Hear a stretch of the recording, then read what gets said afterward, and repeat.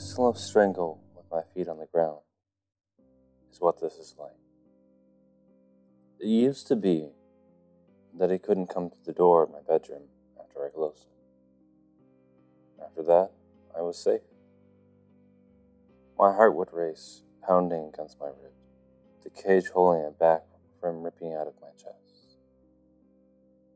And I know he could hear it. I know he was listening, sitting patiently outside my only defense, just waiting for me. Waiting for me to have to go to the bathroom or get a drink from the kitchen downstairs.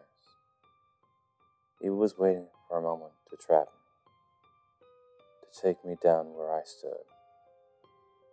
A moment to take me away from everything and keep within the darkness of his being. Sometimes at night, I could hear him dragging his broken backward legs up the steps to greet me. I could hear his raspy breath and the way it changed with the struggles of moving. As soon as one paw was on the very top step, it was like my life stopped. The whole world stopped.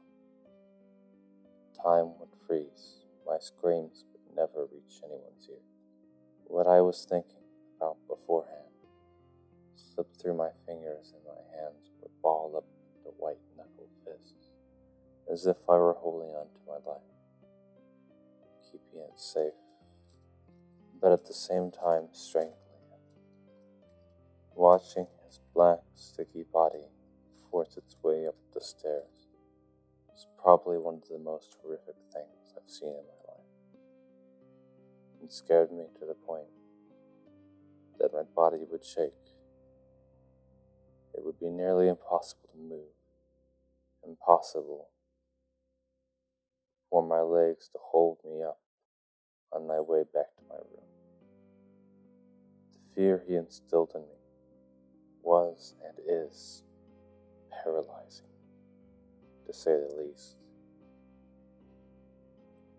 Sometimes I would try to watch him.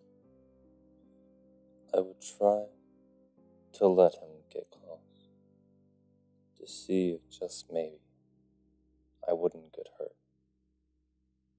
But I just couldn't do it. I was too afraid of that face, or lack thereof.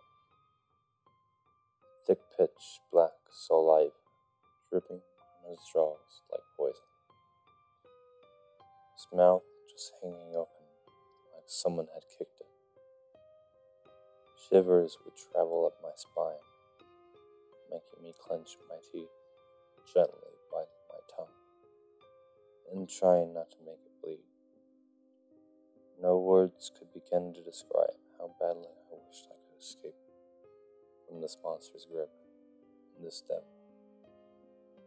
It trapped me in my own personal prison, turning my wrists into cutting boards and my fears into places the light doesn't touch. Sitting against the wall,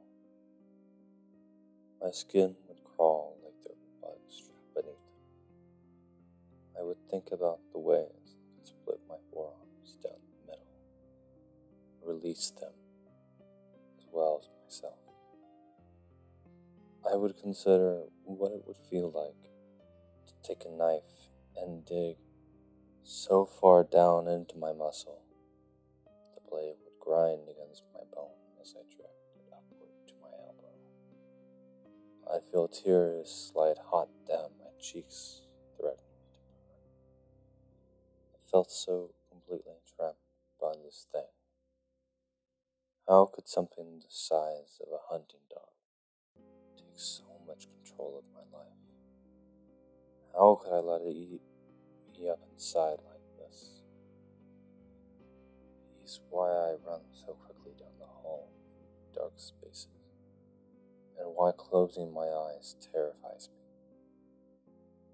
Can you even imagine that, though? Being afraid to simply close your eyes.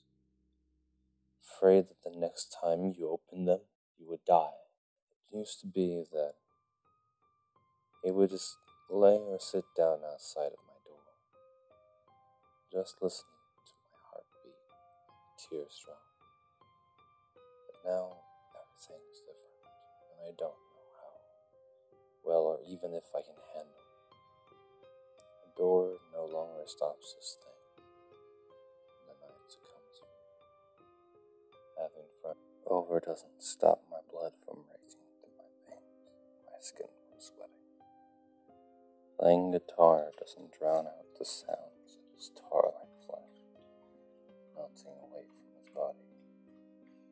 He still sits behind me, waiting for a chance, just waiting. Maybe for the meat of my bones, and maybe for my soul, the whole of who I am. And I don't understand it. I wonder if I ever will. Every night he sits at the end of my bed, and instead of a dog,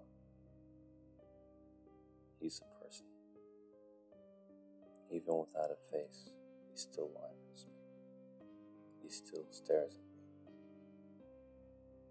No eyes, no mouth, only vaguely formed valleys where they should be.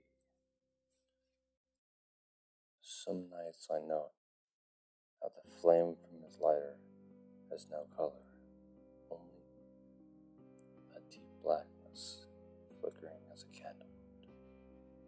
He lights a cigarette, but there is no smell. He is the opposite of luminescence, just black. He is endless. His body is a humanoid male form.